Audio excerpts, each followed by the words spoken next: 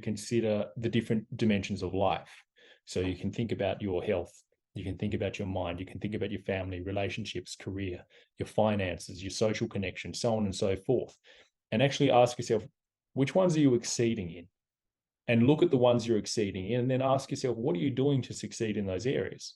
So you actually look where you've already got momentum. So you're not feeling like you're having to get this engine started. You're like, the engine's already going, and you acknowledge that, and you actually break down and cross-examine, how do you succeed as a unique individual? Like, how do you succeed? Because you are succeeding in some areas of life, I promise you.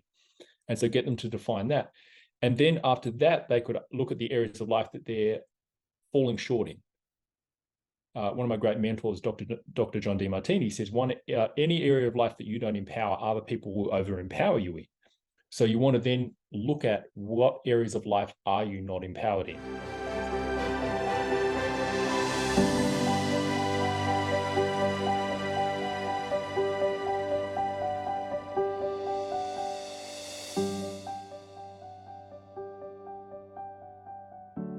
Hello, my loves, and welcome to Create Your Life. My name is Simone Leah, and I am your host, and I am so excited to be here with you guys today. Today, I had the absolute pleasure of interviewing Nash Mackey, who is a transformational specialist. He is phenomenal. And with today's topic, we were talking about mastering your mindset with your daily habits and the importance of community. And it's really something that resonates with me a lot is how those two things can go hand in hand for helping you to get to that next level in your life and business. By mastering those little daily habits that you have and surrounding yourself with the right people, you can really take yourself to your next level. Now, I loved having this conversation with Nash. Nash is trained in rapid transformation technique. He's trained in hypnosis, breath work. He's done trainings with Dr. John Demartini. He's a phenomenal person with this, and with his background as being a medic in the military and also going through his own life, he's really the right person to talk to about these topics because he's been there and he's done that. And he's just learned and experienced so much, and his commitment to sharing that experience with other people and being able to really support other people and uplift and help them to transform their lives is why he was the right person to talk to. So Nash specializes in talking to high-performing athletes, coaches, entrepreneurs, and to help them break through and eliminate subconscious blocks, build resistance, and create a lifestyle that increases productivity, impact, and fulfillment. So he is phenomenal, and this was probably one of my most favorite interviews because there is so much depth in what Nash is saying, in the way that every question I ask him, he answers. And it's just a really phenomenal interview where you could listen to this 3 or 4 times and you're still going to get value out of it. So this interview today was amazing, and I really highly recommend you guys all get a pen and paper before you listen to it because it is life-changing. Hello and welcome to Create Your Life. My name is Simone Leah and I am your host, and I am so excited to be here today with Nash Mackey because we are talking about the exciting topic of mastering your mind with your daily habits and also just the importance of having community. So thank you so much for being here, Nash. I'm so excited to talk to you today. Hey, Simone, I am so grateful for the opportunity. We've had a number of interactions over the years, and it's always just a joy to have conversations with you. Oh, thank you so much. I agree with that totally. And I knew you were going to be the perfect person for this. I was just saying to Nash right before we started that he is like the king of daily habits and mastering your mind. So I know you guys are just going to get so much value out of this. But I would love to start with the question of, what does creating a life you love look like to you, Nash? It's such a beautiful question. I feel like I'm going to answer this indirectly, and then I'm going to come back to what I believe that means.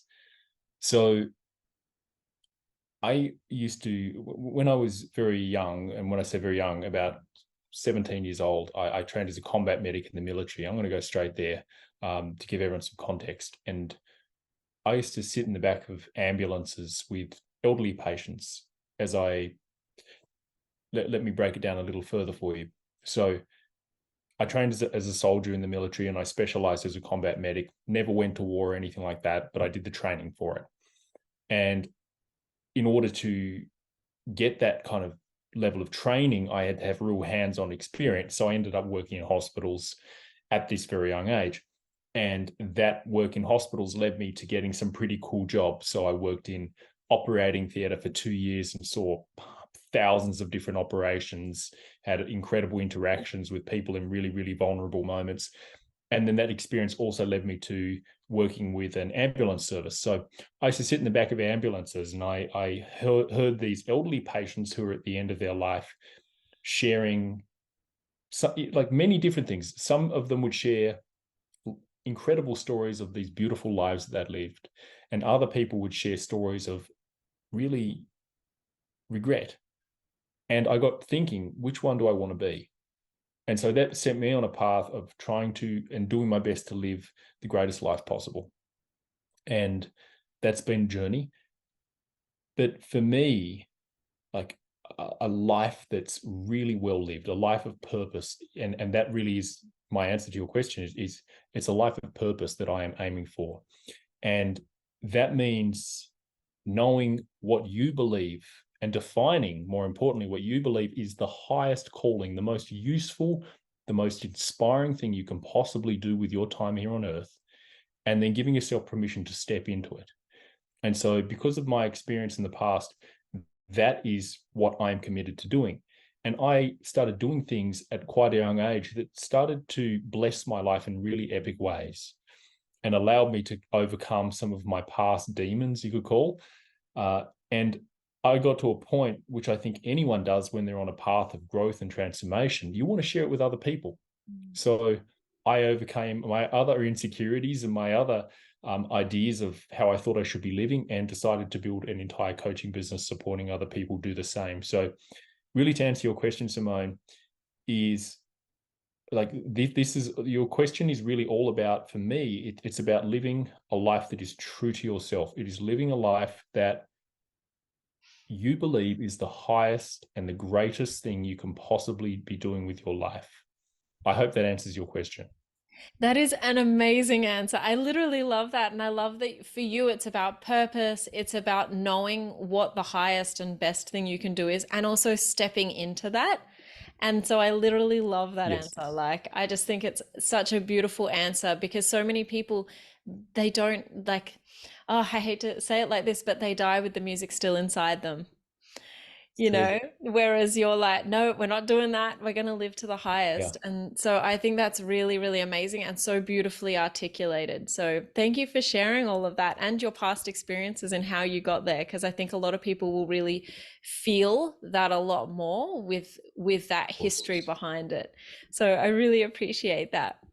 No worries. um, and for everybody who's been watching the show, you may know that I've been traveling around, and that's where today's topic has come up because I've noticed with myself that daily habits and having a sense of community are so, so important to me, especially now that I have that slightly less bit of structure. And I know with you, Nash, you've always had such good habits. I always watch your stories, and you're jumping in the ice bath and you're doing the training every day, and you're always showing up with this level of commitment to yourself. So I would really love it if we could have a little bit of a conversation about the importance of those daily habits to help you master your mind, especially how it relates to you as a human and what you can do in your business and your output when you're literally trying to create something that does change lives. Hmm. Another great question, Simone. And one thing I'll share, because people often say to me, they're like, you're so disciplined. How do you do it every single day? How do you show up again and again? How do you show up in amongst all the different responsibilities? I'm blessed with three amazing kids with my amazing wife. And I run my business, and I support my coaching clients and all the other bits and pieces. People ask me, how do I do it? And for me, it's not like I'm doing anything heroic. For me, I couldn't do everything else without doing what I do every single day, if that makes sense. So for me, my habits are my insurance, and it's my oxygen. Even I would go as far as to say that. And it's not an option for me to not do it, if that makes sense. Like I have to do these things.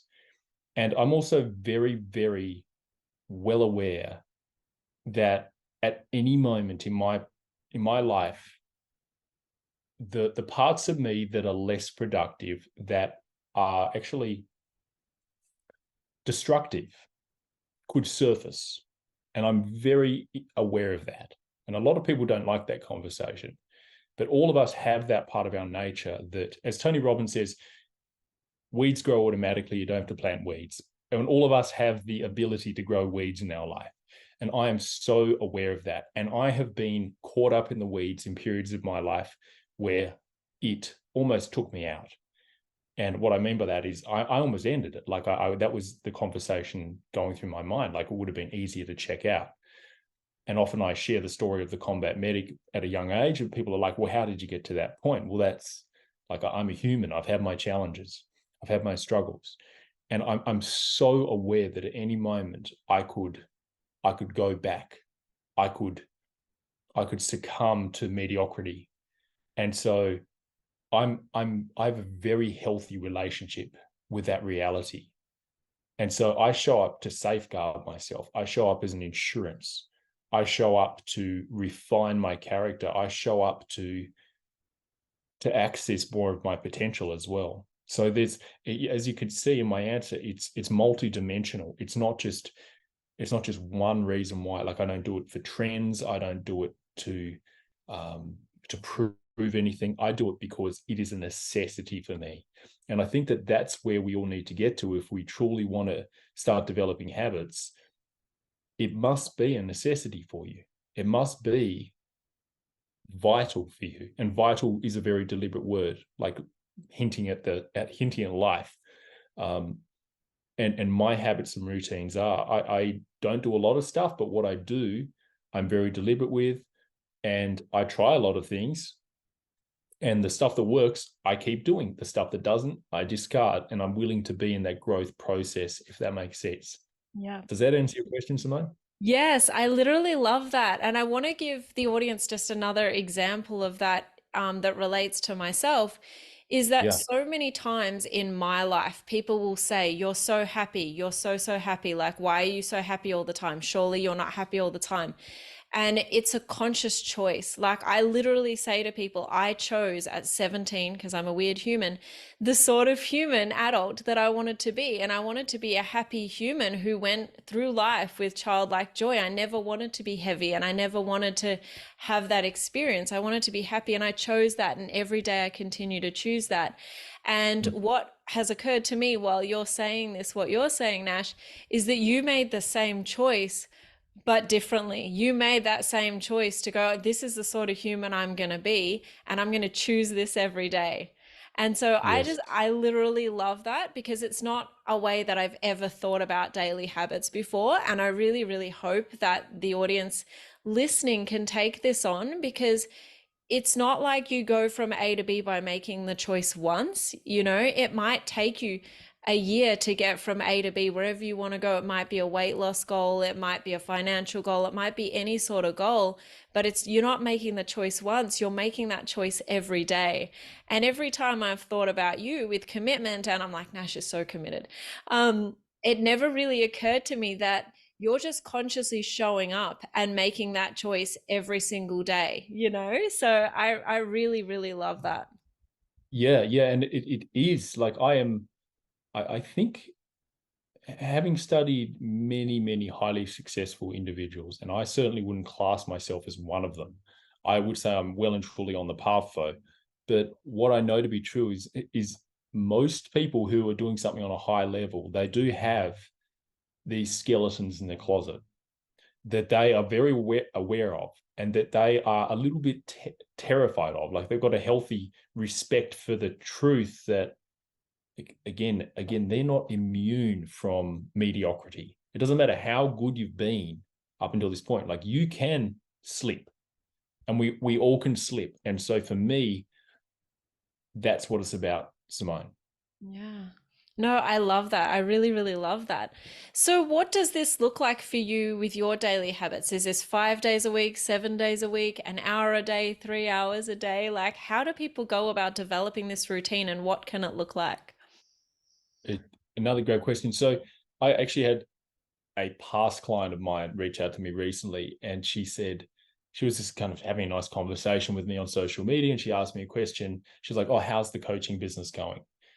And I was feeling a bit cheeky, and also I was just also feeling really honest, which I hopefully like to be as often as possible. And I just said, I actually quit my coaching business, and I'm no longer focusing on building a coaching business. I'm just living a lifestyle, and I get coaching clients, and I grow as a coach as a result of my lifestyle. And I say it was joking because it was a sort of a bit tongue in cheek, because I do run a business, but also I don't feel like I do. Like, this is truly a lifestyle for me, is what I'm saying. So I don't have days off. I really don't. I don't switch off from this. I will be doing movement, cold, heat, something like every single day. I don't, and so that's my answer. It's a lifestyle. If I define, and if anyone listening to this or watching this defines what those habits are that would put them in an optimal state, that would cause them to be at their best, why would you want to be on and off with those things? Like, I get we all need variety. We all don't, like, we don't want to be training hardcore at the gym if we're like pumping heavy iron or something. Like, we need the variety. We need the recovery. But for me, exercise every single day in some form is a non-negotiable. Some form of cold or heat exposure, temperature, like alternating temperatures, is a non-negotiable, because I know it's just fantastic for me. Like, eating a particular way is a non-negotiable for me. Behaving, acting with gratitude, actually having gratitude every single day. Like, why would I take a break from this stuff when it's so great for me, if that makes sense? So it's a lifestyle. Yeah. And again, that lifestyle is really, like, you get clear on what that lifestyle for anyone listening to this is as an individual by defining where you want to be in life. Like, what's your North Star? What are you aiming for? And once you're clear on that, then that will tell you how to be Yeah. day to day. Yep. I totally love that. And I think an example of that is where you speak to the people who are really fit, and that you're like, what is your diet? And they're like, no, no, no, I don't have a diet. I eat in moderation. I do the same thing every day instead of going hard on one diet for 6 weeks and blowing out. So I Yes. literally love that your life is designed in a way that puts you in the highest possible state, but consistently. So it doesn't Yes. feel like you're efforting or you need to blow out or have those cheat Yeah. days or For sure, Simone. And I'll share this with you too, and your listeners. Our home as a family is, we call it our wellness center. This is a phrase I came up with. I call it a wellness center. And anyone who comes here, I like them to leave more well. It's probably terrible English. Like, but like, I want them to be better off for having stepped foot in our home. And so if I have people come here, inevitably, if you ever visit me, like, you'll find that you'll have really great foods. You'll probably get some supplements pushed your way. You'll probably get some little like weird teas and things. You probably get some hot cacao, maybe a bulletproof coffee, like, and there'll be some deep chats. There'll be some great conversations. You'll probably experience some sort of aromatherapy in the home. Like this is our lifestyle. And like, every single night we end the night for our kids by, we light sage around the house. It's not like for what it's worth, like, it's just a ritual. It's a practice for us. And we don't worship the sage or anything. It's just like, hey, this is nice. And we teach our kids that the smoke is, some people believe it carries prayers of higher. So our kids like that. And just little things like this. And we certainly have our challenges with 3 kids and all that, but just having these objectives, like the home is a wellness center, it just adds a depth to your life. It's not just a house anymore. It's actually a wellness center. It becomes something really, like, there was once a great story I heard about 3 different stonemasons. And you may have heard this before. I'm sure you have in the personal development circles. But the stonemason, someone went to the first stonemason. They said, what are you building? And he said, I'm building a wall. And then they went to the second stonemason. He said, I'm building a wall for like some sort of structure. He's like, he kind of hinted that he was laying stones for a bigger purpose, a house or something. And they went to the last stonemason. They're like, what are you doing? Because he seemed like in a great energy. And he said, I'm laying stones to build a cathedral that will last for thousands of years. I probably butchered that story, but you kind of get the gist. Like it's the whole thing of you're doing a job anyway, but what are you making the job mean? Mm. So that's how we like to live as much as possible. Take something that could be ordinary and make it extraordinary. Yeah. No, I definitely 100% love that. I really, really love that. And I kind of even think that just comes down to honoring yourself and your life. You know what I mean? Like I think there was even someone, I've heard this story before, but if you need to get little wins in your life, actually acknowledge the fact that you make your bed in the morning. You know what I Yes. mean? Like if you're struggling with seeing the value of what you're doing and who you are, just even start acknowledging that and start noticing the way you're doing things, having that self-awareness. Well, I got up today and I made my bed. I'm already winning. You know, or Yes. like you guys, you're like, okay, well, the house needs to be clean anyway. Let's do this with purpose, you know, let's do this on purpose and with kindness and love, you know. And I literally love that you have that routine with your family and your kids. I think that's the cutest thing ever. Yeah. Yeah, it is pretty special. And I love what you said then, Simone, and I couldn't agree more. Um, but yeah, our kids do get enrolled in it. And I think that's another key point. And you're going to branch into this conversation into community shortly. I know that, but our people around you are absolutely influenced by how you be. And it's always happening.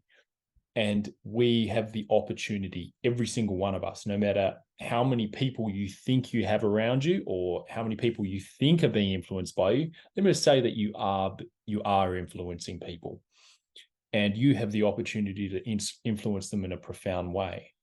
And that is it's a responsibility, but it's also one of the greatest gifts I think we all have. Mm. Yep, I totally agree. And I love that for you guys, you're doing that in the home. And that is, I want to come back.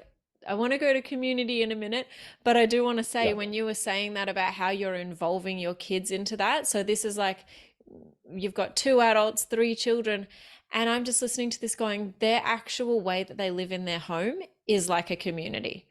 Like it's not Yeah. like everyone's going off and doing their separate things. And like because everybody thinks about community as this separate thing outside of the home. And with you, the way you made that sound, then I was like, they have community in their home. Like, and it's just so sweet. So I really loved Yeah. that. Yeah. For just before we go to community though, for someone who is wanting to start a daily routine, what could that look like for them? Like obviously there's the obvious things of, you know, exercise and stuff like that. But if you're an entrepreneur and you've got things to do, how do you weigh up between the 3 hour routine that you should be doing, you know, half an hour of meditation, half an hour of reading, 1 hour of exercise, 45 minutes of gratitude, 3 hours of this, 4 hours of that, with actually getting stuff done as well? How do you incorporate a healthy routine into your day while still maximizing actually living your purpose and getting your work done? Yeah. So I love talking about this specifically for high performers because I work with high performers as well. And I see these patterns with them, and they are just like you said, Simone, they're like, how do I do more? I'm doing so much already. And most high performers are like, I'm not doing enough though, but they're actually doing so much compared to many people.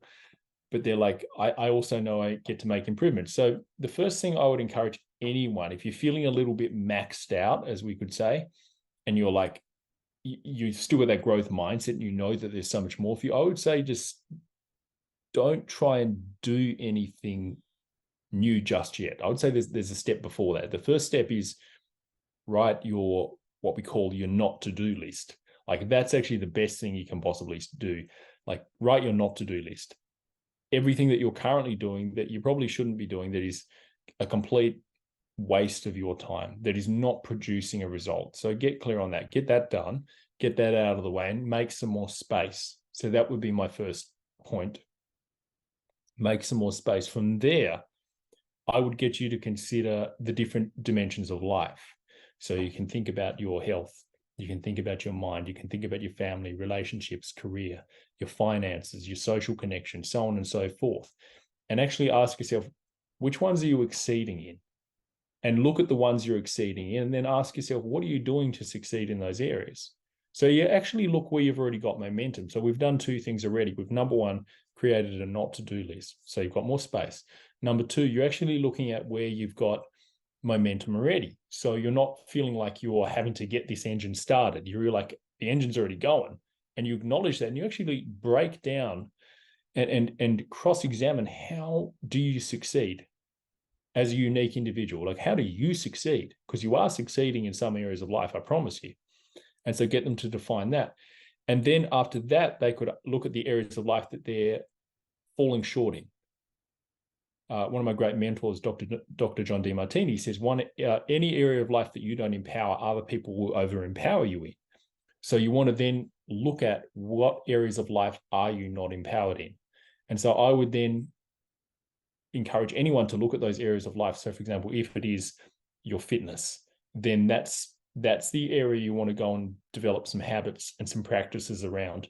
Instead of just going and doing random stuff, actually look at the areas that you're weak in. It's a bit like if you imagine a big fortress and you're the king or the queen of the fortress, and you want to walk the walls of those fortresses. And if you imagine each area of life being like a section or a what would you call it? A tower of the castle that has the potential to protect you and give you some sort of stability.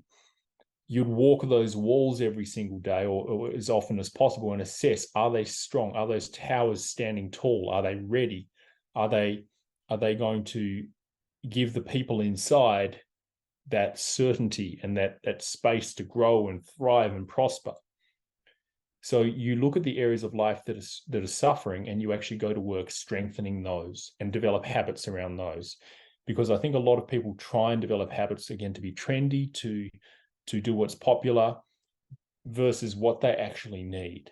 And what they actually need, what we all need, is to be the most empowered versions of ourselves possible, so we don't feel resentful when life seems like it's challenging us. Life will really, really challenge us when we're not challenging ourselves, if that makes sense. Yeah, I love that. Actually, going to write that quote down. Just that Good. last little bit, life will challenge you where you're not challenging yourself. I literally love that.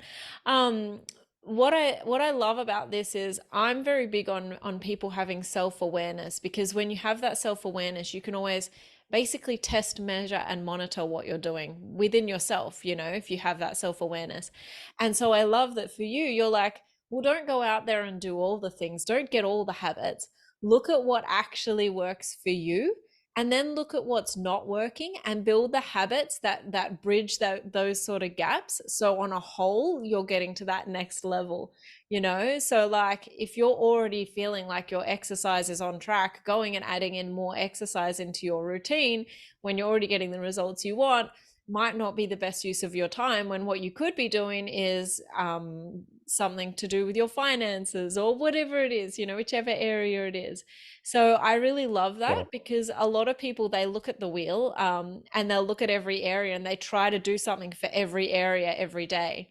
But as you said, 4 of those areas might be fine. 2 of them might not be a high priority right now. So just focus on building the habits around the 2 that need that little bit more strength. So I literally Yeah. love that. Yeah. And you're spot on, Simone. And it's really easy for us to go and keep doing more of what we're really good at. Like, we love doing that. Like, if you've got a natural value on fitness already, you just want to do more fitness. And so it's easy to go and listen to podcasts on fitness. It's easy to read the books about fitness. But what about the area of life you don't have a value on? That's the one that really needs attention. And some stuff, like I always share with my clients, there's 3 things we can always do in any given moment when it comes to actions and the stuff that fills our days. We can either automate it, which means we can build systems and habits and processes around to do it effectively and consistently. We can delegate it, which is we can get someone else to do it if we don't want to do it ourselves, but we need to do one of these 2. Or the third thing we can do, which I hinted at before, which was a not to do list, is we can eliminate it. So eliminate, delegate, or automate. One of those 3 things has to happen, though, and you have to make a decision about it and have peace with the decision you make. And that way, if you because it's very interesting. Very often humans, they think that they should be doing a lot of stuff, but they've not actually sat down and said, "This is actually important to me. Is it actually important?" And they've just got this false expectation because they're projecting someone else's values into their life.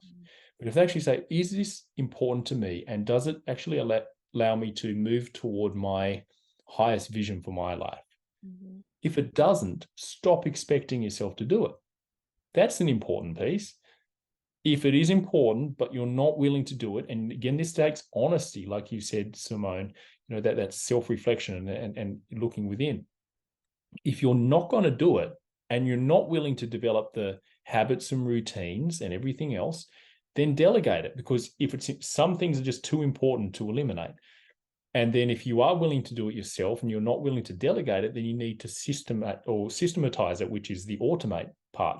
So you develop what time of day, what are the particular ways you're going to do it, what do you need in place to do it consistently, so on and so forth. No, I literally love that. And I think even just looking at what you get if you do that can be enough to drive you sometimes. So for example, I do have a friend, she's a very high income earner. She's got some really cute kids. And she was talking to me about how she doesn't want to get a cleaner for her house because she felt really guilty about the fact that she wouldn't be cleaning her own house. And I said Yes. to her, I said, the trade-off if you get a cleaner is you get more time with your kids. Mm-hmm. Mm-hmm.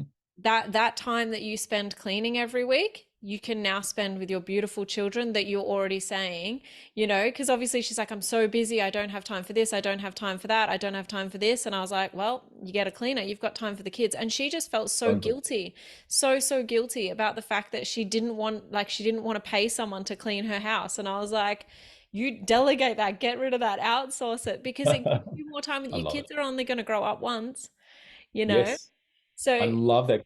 Can I just share a story on that point? Is that all right, yeah, Simone? yeah.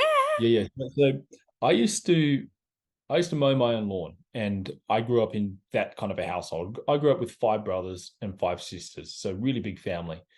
And we were, like, being such a big family, we weren't, my dad just worked, we were all homeschooled. So my mum was like full-time teacher, and my dad would work full-time to support us all. Then he'd come home and teach us as well. So it was really like intense.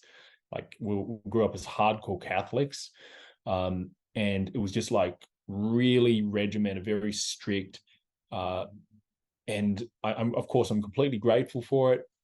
It was meant to be that way, but we did everything ourselves. Like, I knew even how to sew like holes in my clothes as a kid. I would sew my, like, if I ripped my jeans, I know how to sew it myself. We were that kind of independent.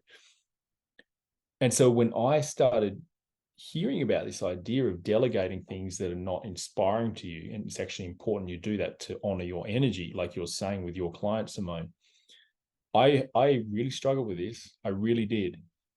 And eventually I was like, okay, I'm more committed to my business. I'm more committed to my business and providing for my family in this way. And then, as you said, having more time with them. So I went and hired a guy to come and start mowing our lawns and doing our gardens. And honestly, Simone, he pulled up in his really fancy ute, because I used to have to go and get the fuel from the shop, and it was like leak in the car and it'd stink like fuel in the car. And I'd get frustrated when I was doing it. And I was like, this is not productive at all. But he would come and he would love it. And he would listen to, he'd have his big earmuffs on. He had like kind of radio earmuffs, and he'd be like so happy. He'd have set up his beautiful ute, an older guy, and he just loved taking care of gardens. And I was one day sitting in this very office, and he was walking by my window as he mowed, and he just had a smile on his face. And I realized in that moment, I was like, wow, I was depriving him of doing what he loves when I was forcing myself to do something uninspiring. Yeah. And there are some people who genuinely love cleaning houses. There are people who love mowing lawns. And some of us can't understand that because we don't feel inspired by it. But some people thrive off it. Like, that's their business. That's their livelihood. They absolutely love it. And he loved his job. And brought me so much joy seeing him do that. Yeah. And now I've gone to a different chapter of my life, where my son loves mowing lawns. And So I've had a value shift now where I choose to mow the lawns, but I actually enjoy it because of the joy my son gets doing it with me. And it's like this bonding time and it's fun, but it's completely a shift in values. But I just wanted to share that story because depending on where you are in your journey, like you were saying with your client, Simone, sometimes us doing it deprives other people of going into their zone of genius. Yeah, I literally love that. I really appreciate you sharing that because there are people who are happy doing those things that we don't want to do. So, for example, as a business owner, if you're someone who hates social media, I can tell you right now there are a lot of people who love doing social media. So, if you're doing it yourself and pulling teeth, you are depriving someone else of doing it. And just like you Coach. saying, if you're someone who doesn't like cooking, there are definitely people who love cooking. Or in anything in business, there are people who love setting up systems as opposed to you just like pulling teeth going, I hate systems. So I really love that you shared that. I really appreciate that. And I also want to speak to the perception as well of what you're doing when you are doing something, because you were saying originally when you were doing the lawns, you were hating it and it was like horrible and it's like pulling teeth and Mm, you're so uninspired. And now you're doing it again, and the only thing that's shifted is your perception. spot on. And that's so powerful. And I think if there is something that someone in the audience does feel like they have to do, because at the moment that's just where they're at, if you can make those little perception shifts to make it more fun for yourself and more in alignment and more joyful, because you can do any task, as we were saying earlier, with the making of the bed and, saging the house and cleaning and stuff like that. You can make any task boring. But you can also choose to make any task empowering or fun or inspiring. So if you are listening to this podcast and there is something that you have to keep doing, try and find yourself the funnest way to do it and shift your perception on that particular activity, I think is also important as well. I love that you said that, Simone. And when I used to run my construction business, and I ran that between like after doing the military training and everything else like that, and I went into construction, and I got to a point in construction where I remembered those people in the ambulance, and so I wanted to be doing so much more than construction. And I ran my own business. It was a successful business. I had amazing clients. I learned so many skills I'm so grateful for now, but I was massively unfulfilled. My health was deteriorating. My body was breaking down. Have you ever noticed how your body breaks down when you're not doing things that inspire you? That's another conversation. Um, but yeah, that was my experience, and I had to do exactly what you're saying, Simone, where it was a perception shift. And so I realized that I was going to start living in misery, and I would come home feeling uninspired because my dream of being a coach full time hadn't happened yet. And I'd come home and feel like, oh, I worked another day running a business that's uninspiring to me, doing this dusty work, like, you know, with molds and toxic paints and all the like asbestos and all the different things I used to have to deal with, the dust. Um, and I was like, no, this is wrong. This is just not working. And so what I chose to do was exactly what you said, perception shift. And I'm sharing this for anyone who's in a job that maybe they are not overly inspired by and they're looking at transitioning. I perception shift, and I chose to love it. I chose to see it as the ultimate stepping stone, the exact training ground I needed in order to become an effective coach. And so I started playing. It's a mind game. Every single tile I cut, every single tile I lay, every single piece of timber I cut, every single board I stained, like everything, I would see it as training for my coaching. And I was like, this is how I'm going to serve my clients. Like the way I do this board is a direct reflection of how I'm going to serve my clients. And so it all became a training. If I was sweeping up a room, it would be how I'm going to coach my clients, how I'm going to support my clients. It all became a game. It all became training. It all became conditioning. And it was interesting, Simone. It was at the point where I actually started loving construction more than I ever had before. My tools were more organized than they'd ever been before. My chisels were meticulously sharp. Everything was organized. I'd pull up to jobs and every tradie knew that I would be super organized. If they asked me where something was in mine, I would know exactly where it was. I was more on time. I was earlier. And it was at that point where I actually started loving and being grateful for being in construction that things flipped and I found myself coaching full time. And I realized that it wasn't until I mastered the level I was at that I would move to the, like, until I mastered the level I was at, I wouldn't move to the next level. Yeah. And so that's the other part as well. So sometimes we're begrudgingly doing things and we're missing what's right in front of us. And so, as you said, the perception shift is what allows you to master the level you're at so you can go to the next level. Yeah, it's that thing of being grateful for where you already are. And it's that Yes. gratitude that brings in more of that gratitude and more of the things that you want, you know? So I love Spot that. on. And thank you for sharing that. And I think that there's a lot of people who do go through that phase of transitioning from one work to their passion. And they do just sit there going, how do I do this? How do I do this? And they're miserable. But, you know, having that gratitude and knowing that the way you do one thing is going to be the way you do the next thing. And so just having gratitude in those moments for what it is you are doing, I just love that. I love that perception shift. And I love that you just like totally were like, yep, I know where everything is. I love this now. And, you know, and then boom, coaching. There it happens. Yeah, that's It's it. amazing. I do want to jump in as well because I feel like daily habits are really, really important, but I also feel like having a community is just as important. And Mm. in this day and age, obviously, we have physical communities, but we also have online communities, masterminds, that sort of thing. So I do want to have a quick little segue into how important do you think it is having that community around you? Because a lot of the times you might be like, I can't afford to do this mastermind. But when you look at it from the level of you being around the right people or learning the information you need to know, I'd love to just talk about how important that community aspect is when you're an entrepreneur. Mm.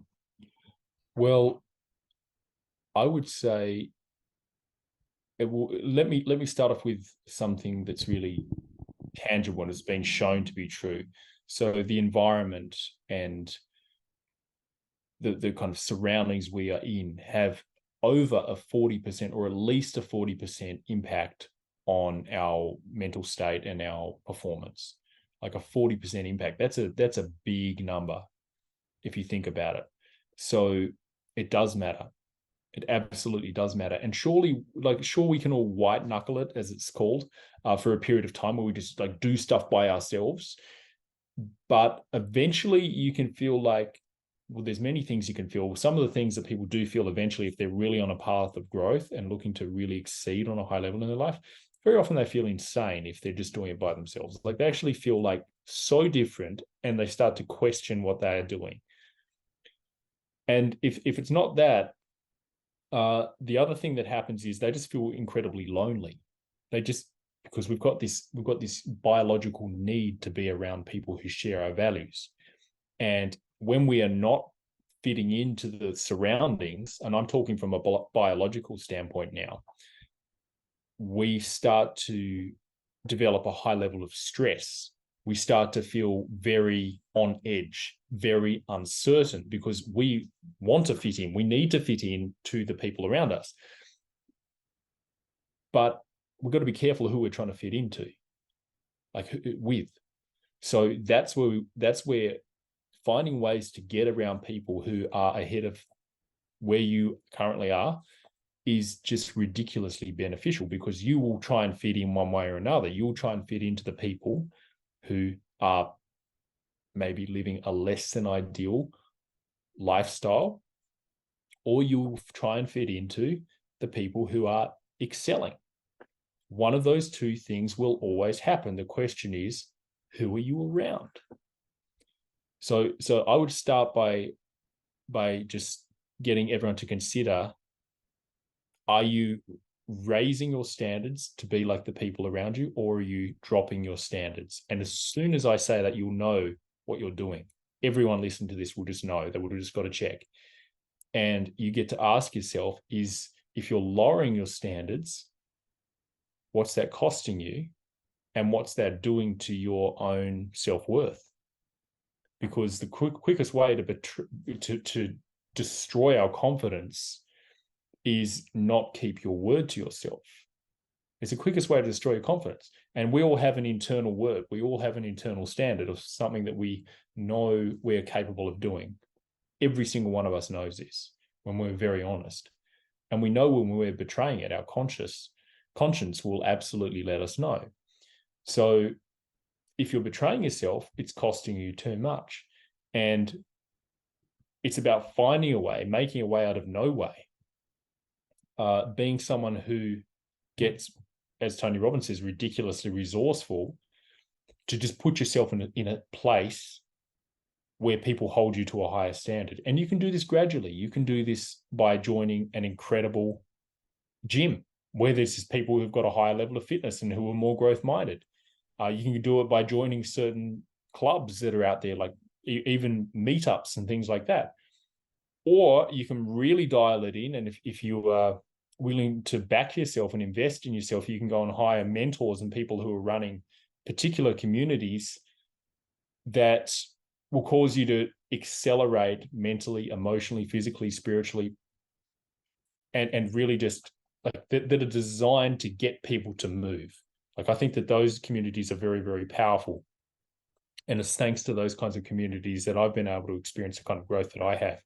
So I find that communities who are like their pure objective is to support humans find out what they are capable of and to support people accelerate forward in life. I think that those kinds of communities are really priceless because there's that energy, there's that standard, there's that bond with the people who are also on a similar path that is just so priceless. So I don't know if that answers your question, but they're just some of my thoughts on community. Yep, I literally love that. And I love the thing I think that stood out to me, and I hope that the listeners picked this up as well, is you're going to try and fit in wherever you are. So Mm-hmm. where are you trying to fit in? And that to me is the thing where it's like, well, if you're going to be doing it anyway, do it at the level that you actually want to be at, you know? Spot on. Yeah. And so Yeah. to me, that was just like, yeah, that was mind blown. I feel Yeah. like Well, there's so many little nuggets in this conversation that people can take away. yeah, I'm so glad. I'd really hope that that's their experience. And Simone, obviously, you know very well the power of connecting with people who are further along the path than you are. And once you've experienced it, you can't unexperience it. And the thing that makes sense is just to continue to do it, to get around people who pull you forward and who encourage you and who see things in you that you can't even see in yourself. And for me, I'm like, again, I'm sure I'm speaking for you here, Simone, but I'm sure you've experienced that with your mentors and communities you've been part of. For me now, I seek those experiences out as often as possible. I really do, because I know when I'm not in those kinds of environments, I'm probably pulling my punches. Like I probably am. I'm probably letting myself off the hook. I'm probably playing small. I'm probably justifying things that wouldn't be justified in a container. So let me give you another example. When I joined the military, our basic training was about a month. Initially, that was the initial training we had to do. I walked in that training to Kapuka, where we had to do it. It's called Kapuka here in Australia, where they do the soldiers training. I walked into Kapuka, a scared young a boy, I would call myself then, and I marched out a soldier. And there was this full transformation that took place. And it was because of the standard that was set there. It was because of the environment I was in. And it was because of the expectation as well. Like they didn't expect, like you had to meet the expectation. There was no in between. You had to meet the expectation. And I got to see myself and everyone else, the 50 plus people who were in my platoon. Some of them dropped out, but many of them marched out as soldiers as well. And I got to see what human beings are capable of when they have the right guidance, accountability, and support. And I did that at the young age. And then I continued to seek that out. And that's why I've been able to transition into doing this work that I feel is my calling, because I've just got around people who believed in me, who held me to a high standard, who've walked the path before. So that they are some thoughts on community. Yeah, I absolutely love that because that there is what tied these two topics together for me. You know, the fact of like me saying, okay, what are your daily habits? How does that look? And then what is the importance of community? And what you just said then really ties them together, because when you are around that community and the people you're with are holding you to that higher level, you're more likely to hold yourself to that higher level, which is going to flow into the things you do every day and the standards you set for yourself. And that's why for me these two things were hand in hand in the same interview, because I could have easily broken it up into two separate things. But Yes. if you can know what you want and know what those daily habits are that you want to do, and then you're also getting around that community and having that support and having that growth and having that expectation that you want to play on the same field as everyone else, you're going to hold yourself accountable to your little like daily habits, whatever they are. It might be 2 minutes of gratitude. You're going to hold yourself to that if you know it's going to keep you at the same level as everybody else that you're around. So I really love that you shared that, Nash, because I really think it tied beautifully the whole conversation today, because the two of them together, I think when you master the daily habits and community, they are what's going to help you get to that next level wherever you're at in your life. It's those two things, mastering your own mind and your own actions, and then also getting around the people that inspire you and wish to see you being more, that are really going to make the transformation. Without a doubt, without a doubt. And Simone, you know, again, having invested so much in your personal growth, the power of this. And I think once you've tasted that, you can't help but be excited for other people to experience it. Um, and we've also just evolved over so many years, being in these communities, being in these circles, being in these tribes. And we lack that right now. And right now, there are a lot of hurting, lost, confused, lonely, and very empty people walking this planet. And I think community is going to be, I've actually heard someone say it so beautifully. They said community moving forward is going to be the new wealth. Community is going to be the new wealth, because we're connected like via social media and all these other things. Um, but I don't know if we're actually bonding on that deep level. And that bond tends to happen when we have gone on a journey with other people. We've had an experience. Like if I think back to my military training again, those strangers who I set out on the journey with, they became allies, brothers, sisters almost, because we'd been on a journey, we'd struggled, we'd been in the mud, we'd been in the trenches together. And there's so much to be said for allowing yourself to build community, because again, as I said, starting this conversation, none of us are immune from that part of ourselves that can that can rear its ugly head and kind of sabotage our beautiful progress. But when you're in a community, it is a profound insurance, because you've got all of these other people who are holding you to that higher standard. Yep. I totally 100% agree. 100%. And you just wake up and you're more inspired. And yeah, it's a community. It's, yeah, I definitely agree with that. And I do agree that it's going to be the wealth of the future. Like, I think that so many people are trying to do everything alone. And it's that saying of it takes a village to raise a family, you know, and that to me is so true. And I can't wait for the day that everybody goes back to that knowing that having that support and having community around you actually is the best thing for you, you know, like it's phenomenal. So I Without a wanted doubt. to also ask, so if someone is wanting to up level their life and their business, and we've talked a lot about daily habits and community today, what would be the three top tips you would recommend to someone to get started on this process of moving themselves forward? Mm, such a great question. So I would say number one, know what your values are, without a doubt. Come back to your values and actually know where you already have momentum and what you're actually committed to. That's vital, because nothing worse than expecting ourselves to be someone we are not.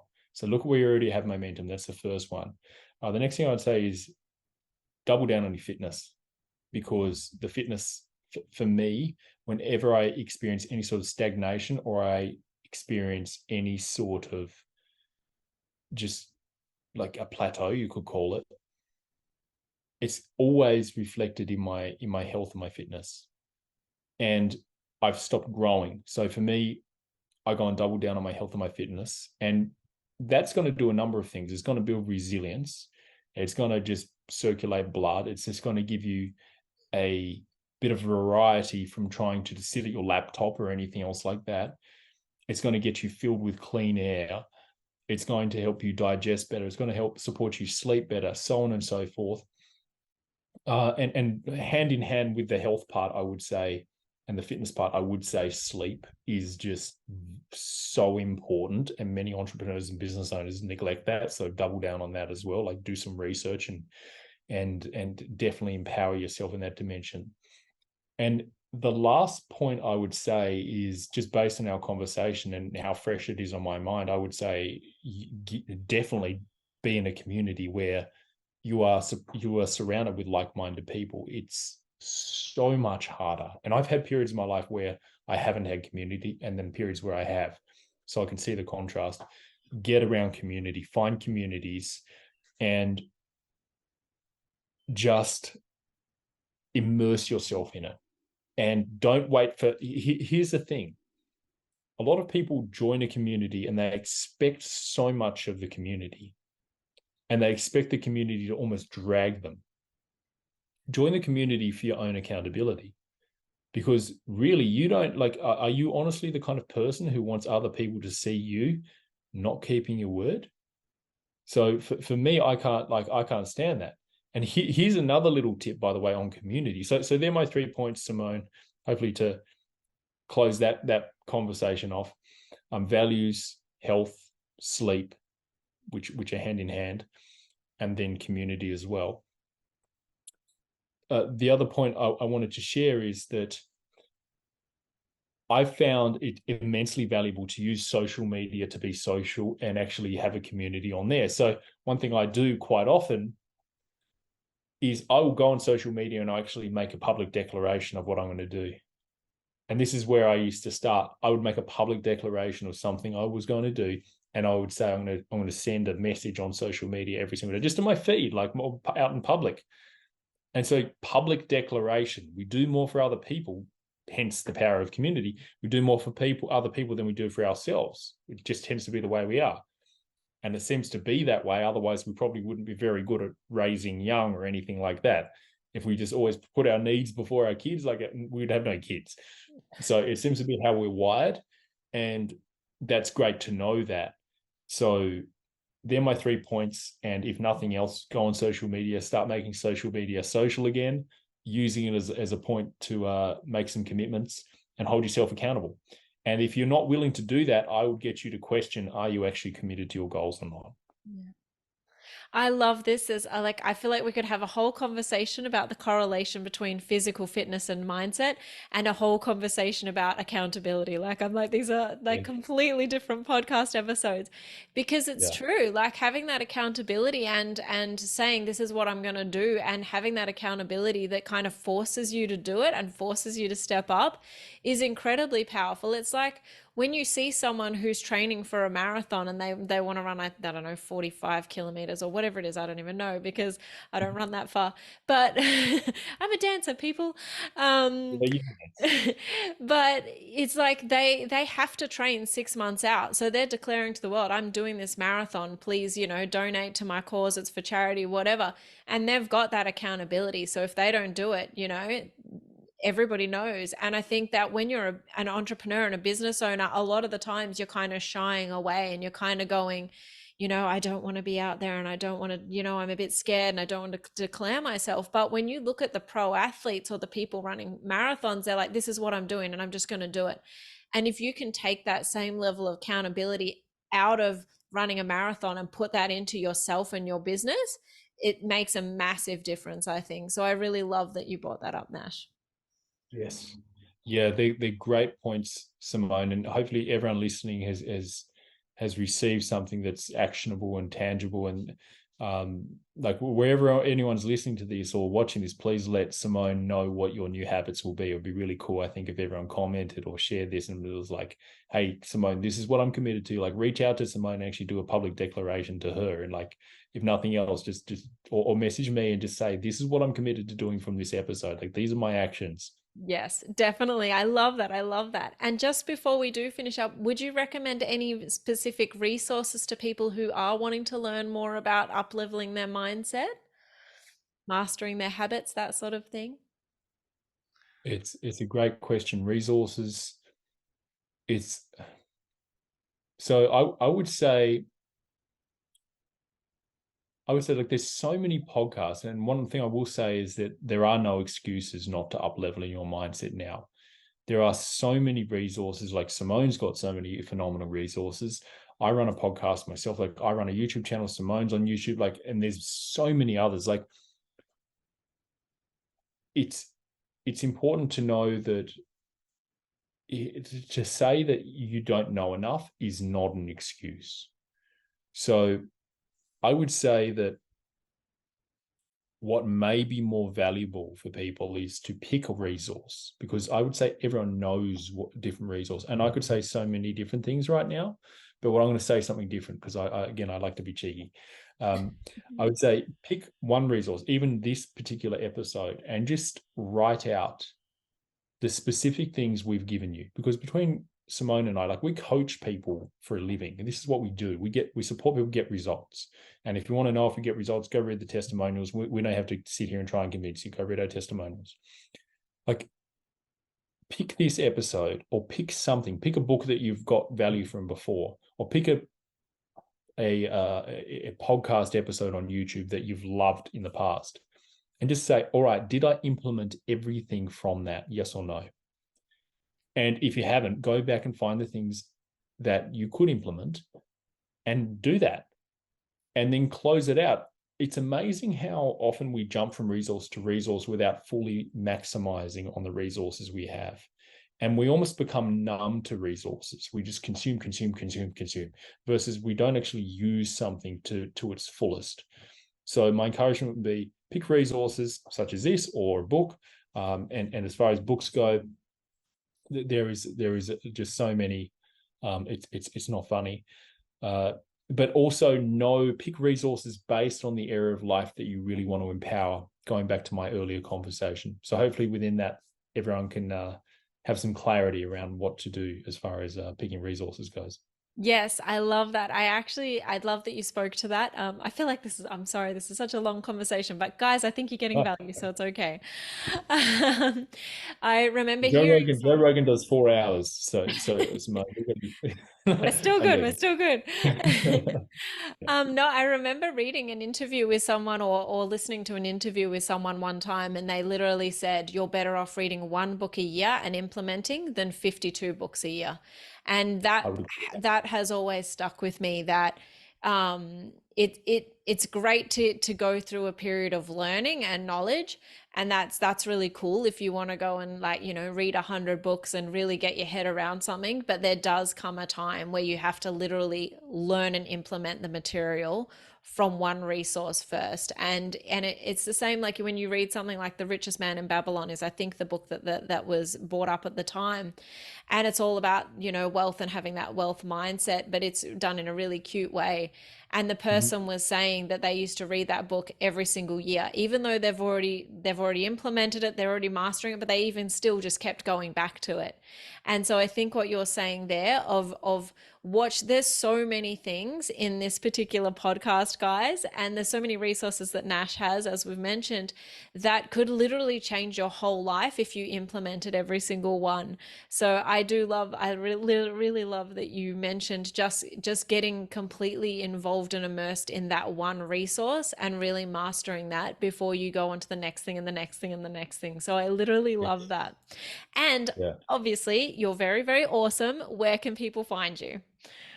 All right. Thank you, Simone. Thank you so much. So you can check out my work, just nashmackey.com. Or you can find out, see my landing page, my website that desperately needs updating.